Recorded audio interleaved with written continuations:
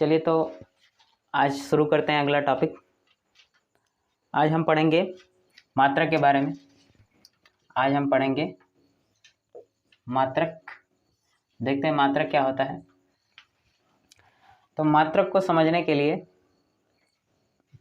अगर मान लेते हैं कि ये लंबाई है, ठीक है, ये लंबाई है, लंबाई को हमें मेजर करना है, ठीक है, लंबाई को हमें मेजर करना है, मापना है। तो लंबाई को मापेंगे किस में? तो लंबाई को हम मापेंगे मीटर में, ठीक है। लंबाई को हम किस में मापेंगे? मीटर में। लंबाई को हम किस में मापेंगे? सेंटीमीटर में, ठीक है। लंबाई को हम किस में मापेंगे? किलोमीटर में, ठीक है। लंबाई को किस में मापेंगे? किलोमीटर। ये सभी चीज़ें क्या हैं? ये सभी चीज़ें मात्रक है, ठीक है। ये सभी चीज़ें मात्रक हैं। अब ये मीटर कहाँ से आया? किलोमीटर कहाँ से आया? सेंटीमीटर कहाँ से आया? तो ये सभी चीज़ें हम अपनी सुविधा के हिसाब से मान लिए, ठीक है, अपनी सुविधा के अनुसार मान लिए हैं। तो हम जैसे मान लेते हैं कि अगर इतनी बड़ी लंबाई है, इतनी बड़ी लंबाई है तो हम इसको 1 मीटर कहेंगे, ठीक है। ये सपोज दैट कि अगर इतनी बड़ी लंबाई है तो हम इसको 1 मीटर कहेंगे, ठीक है। तो ये हमने अपनी सुविधा के लिए बना लिया है कि हम इतनी ही बड़ी लंबाई को 1 मीटर कहेंगे। इससे ज़्यादा अगर बड़ा होगा, मान लेते हैं इतना, तो इसको हम 1 मीटर नहीं कहेंगे, या फिर इससे छोटा होगा तो इसको हम 1 मीटर नहीं कहेंगे। यानी कि ये जो है ये एक फिक्स वैल्यू है, फिक्स वैल्यू, ठीक है, या नियत मान है। ये क्या है? नियत मान, ठीक है। तो ये किसके लिए बनाया गया है? लंबाई को मापने के लिए बनाया गया है, ठीक है। लंबाई को मापने के लिए एक फिक्स वैल्यू बनाई गई है। तो मात्रक की परिभाषा क्या हो जाएगी? मात्रक की परिभाषा ये हो जाएगी कि किसी भी भौतिक राशि को, ये क्या है? लंबाई क्या है? भौतिक राशि। तो किसी भी भौतिक राशि को मापने के लिए माना गया नियत मान, ठीक है, किसी भी राशि को मापने के लिए माना गया नियत मान मात्रक कहलाता है, ठीक है। तो मैं लिख दे रहा हूं, किसी भी भौतिक राशि को, किसी भी भौतिक राशि को, किसी भी भौतिक राशि को मापने के लिए, मापने के लिए माना गया नियत मान, माना गया नियत मान मात्रक कहलाता है। मात्रक कहलाता है, ठीक है। इसको और समझते हैं। तो जैसे मान लेते हैं कि पुराने ज़माने में अगर खेत का मेजरमेंट करना होता था, ठीक है, ये कोई खेत है, अब इस खेत का हमें मापन करना होता था। तो मापन करने के लिए उस समय तो मीटर होगा नहीं, तो उस समय मीटर तो होगा नहीं, तो मापने के लिए क्या किया जाता था कि मापने के लिए हम या फिर एक लकड़ी का इस्तेमाल करेंगे, लकड़ी का या फिर रस्सी का, ठीक है, लकड़ी का इस्तेमाल करेंगे या फिर रस्सी का। तो लकड़ी को वैसे लाठी बोलते हैं, ठीक है, लकड़ी को क्या बोला जाएगा? लाठी। तो खेत मापने के लिए हम इस लाठी का प्रयोग करेंगे, ठीक है। अब जैसे मान लेते हैं कि खेत बहुत बड़ा है, खेत बहुत बड़ा है, तो उसके लिए हम उतनी बड़ी तो लाठी नहीं लेके आ पाएंगे। खेत अगर बहुत बड़ा है तो उतनी बड़ी लाठी हमारे पास अवेलेबल नहीं होगी। तो करेंगे क्या कि हम एक नियत मान ले लेंगे लंबाई। ये जो लकड़ी है, इस लकड़ी का हम एक टुकड़ा ले लेंगे और उसको फिक्स कर लेंगे कि हाँ उसका मान कितना है, ठीक है। अब इसका प्रयोग करके हम इस पूरे खेत की लंबाई को माप लेंगे, ठीक है। तो जैसे मान लेते हैं कि इस खेत को मापने के लिए हमने इस लकड़ी का इस्तेमाल किया, तो यहाँ से एक बार में इतनी बड़ी लकड़ी, फिर इसी लकड़ी को उठा करके हमने यहाँ मेजर किया, फिर इसी लकड़ी को उठा के हमने यहाँ मापा, फिर यहाँ मापा, फिर यहाँ, फिर यहाँ, फिर यहाँ पर पहुँच गए, ठीक है। तो इस तरीके से हमने 1 बार, 2 बार, 3, 4, 5, 6, 7, तो एक ही लकड़ी का हमने 7 बार प्रयोग किया, ठीक है, एक ही लकड़ी का हमने 7 बार प्रयोग किया, तो आप कह सकते हैं कि 7 लकड़ी। ठीक है, 7 लकड़ी, या फिर इसको हम लाठी बोलते हैं। ठीक है, तो क्या हो जाएगा 7 लाठी। ठीक है, तो इस खेत की लंबाई कितनी हुई 7 लाठी। ठीक है, अब इसकी चौड़ाई कैसे मापा जाएगा, तो चौड़ाई मापने के लिए 1 2 3 4 और 5। ठीक है, 1 2 3 4 और 5, तो ये लंबाई है और ये कितनी है चौड़ाई। तो चौड़ाई को मापने के लिए हमने कितनी बार प्रयोग किया, तो ये 5 लाठी का प्रयोग किया। ठीक है, लाठी एक ही है लेकिन हमने उसको 5 बार प्रयोग किया, और इधर लाठी एक ही है, उसको हमने 7 बार प्रयोग किया। तो 7 बार प्रयोग किया तो हमें क्या निकल के आया, लंबाई निकल के आई इस खेत की, और 5 बार प्रयोग किया तो चौड़ाई निकल के आई इस खेत की। तो यहाँ पर ये जो लाठी है, ये लाठी हमने अपनी सुविधा के लिए मान लिया है कि इतनी बड़ी होगी। ठीक है, तो ये जो लाठी है इसको हम मात्रक कह सकते हैं। ठीक है, मात्रक कह सकते हैं। समझ में आया। तो हमने अपनी सुविधा के लिए एक नियत मान माना है कि इतना बड़ा होगा, अब उसका प्रयोग करके हमने अपने खेत की लंबाई और चौड़ाई निकाली। तो जैसे मान लेते हैं कि ये जो लाठी है ये बहुत विख्यात लाठी हो गई होगी। ठीक है, बहुत विख्यात फेमस हो गई होगी। तो फेमस होने का मतलब ये है कि अगर उस गांव में, अगर किसी गांव में ये लाठी है, अगर उस गांव में किसी भी व्यक्ति का अगर खेत मेजर करना होगा, मापना होगा, तो इस लाठी मालिक के पास जाएगा। ठीक है, लाठी मालिक के पास जाएगा और बोलेगा कि आप अपनी लाठी दे दीजिए, हमारा खेत नापना है। ठीक है, तो वो क्या काम करेगा कि दे देगा। ठीक है, इस तरीके से पूरे गांव में ये बार बार जिसका खेत मेजर करना होगा, जिसका खेत मापना होगा, तो ये लाठी से मांग के लेके जाएगा, दे दीजिए। ठीक है, तो ये एक गांव में तो ठीक है, एक गांव में ठीक है, लेकिन अगर दूसरे गांव में अगर खेत मापना होगा, दूसरे गांव में खेत मापना होगा, तो अब वहां से चल करके आएंगे थोड़ी इस लाठी को लेने के लिए। तो होगा क्या कि अब इतनी ही बड़ी लंबाई की आप दूसरी लाठी बना लीजिए। ठीक है, और जो भी व्यक्ति आएगा उतनी ही बड़ी लंबाई का एक लाठी काट लेगा। उसके बाद से अब इस तरीके से करते करते पूरा सभी लोगों के पास अवेलेबल हो जाएगा। ठीक है, तो सभी लोगों के पास इस तरीके से अवेलेबल हो जाएगा। तो ठीक इसी तरीके से हमने एक मीटर, ठीक इसी तरीके से हमने मीटर को माना कि अगर हम इतनी बड़ी वैल्यू लेंगे तो 1 मीटर कहलाएगा। ठीक है, इतनी बड़ी वैल्यू लेंगे तो 1 मीटर कहलाएगा, उससे हम बड़ा या छोटा नहीं ले सकते हैं। तो मीटर भी हम लोगों ने माना ही है। ठीक है, तो इस तरीके से किसी भी भौतिक राशि को मापने के लिए हम अपनी सुविधा के लिए एक नियत मान मान लेंगे। क्या मानेंगे, एक नियत मान मान लेंगे, और वही नियत मान क्या कहलाएगा, मात्रक। जैसे इसमें क्या मान लिए, लाठी मात्रक हो गया। ठीक है, लाठी मात्रक हो गया क्योंकि हमारे पास और कोई मात्रक नहीं था, तो इसीलिए हमने इस तरीके से अपनी सुविधा के लिए मान लिया। ठीक है, अब आगे देखते हैं। तो अब मात्रक देखते हैं, मात्रक कितने प्रकार का होगा। तो मात्रक किसका है, तो मात्रक है भौतिक राशि का। मात्रक किसका है, भौतिक राशि का।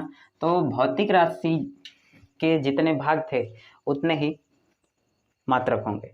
ठीक है, भौतिक राशि के जितने भाग थे उसी भाग के बराबर इनका मात्रक होगा। तो हर एक भौतिक राशि का अलग अलग मात्रक होगा।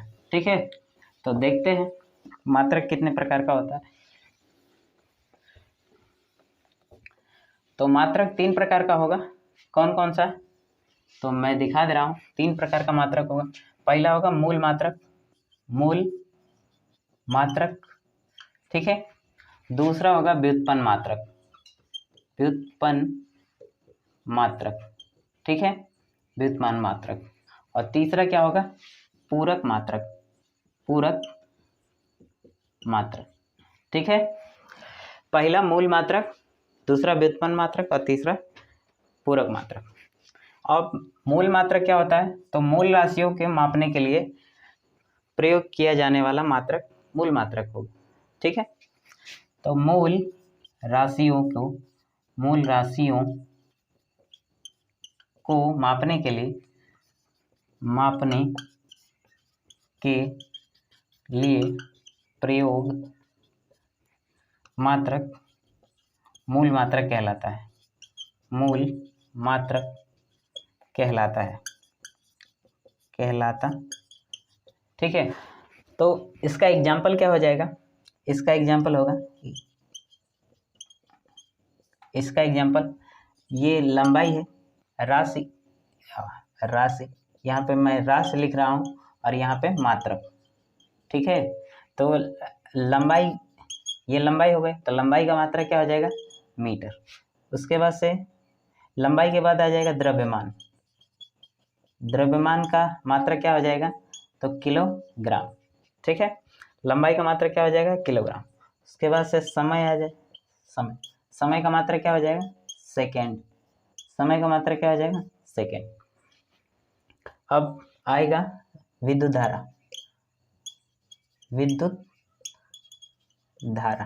तो विद्युत धारा का मात्रक क्या हो जाएगा? एम्पियर। ठीक है, अब आगे देखते हैं। तो आगे क्या है? यहाँ पे मैं राशि लिख दे रहा हूँ और ये इसका मात्रक। तो अगला क्या है? अगला है ताप। तो ताप का मात्रक क्या हो जाएगा? केल्विन। ठीक है, केल्विन। उसके बाद से आएगा ज्योति तीव्रता। तो इसका मात्रक क्या होगा? कैंडिला। इसका मात्रक क्या होगा? कैंडिला। ठीक है, और लास्ट है पदार्थ की मात्रा। पदार्थ की मात्रा, तो इसका मात्रक क्या हो जाएगा? इसका मात्रक क्या हो जाएगा? मोल। तो ये मूल मात्रक है। मूल राशियाँ कितनी थी? 7। तो मूल राशियों के मात्रक को मूल मात्रक कहते हैं। ठीक है, तो ये क्या है? मूल राशियाँ हैं। ये क्या है? मूल राशियाँ हैं, और ये इसके मूल मात्रक हो गए। ठीक है, अब हम देखते हैं व्युत्पन्न मात्रक क्या होता है।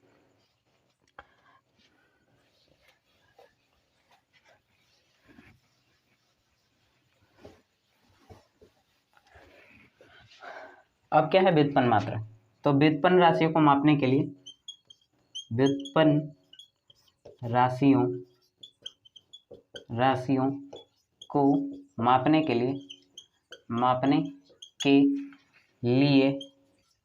लिए प्रयोग किया जाने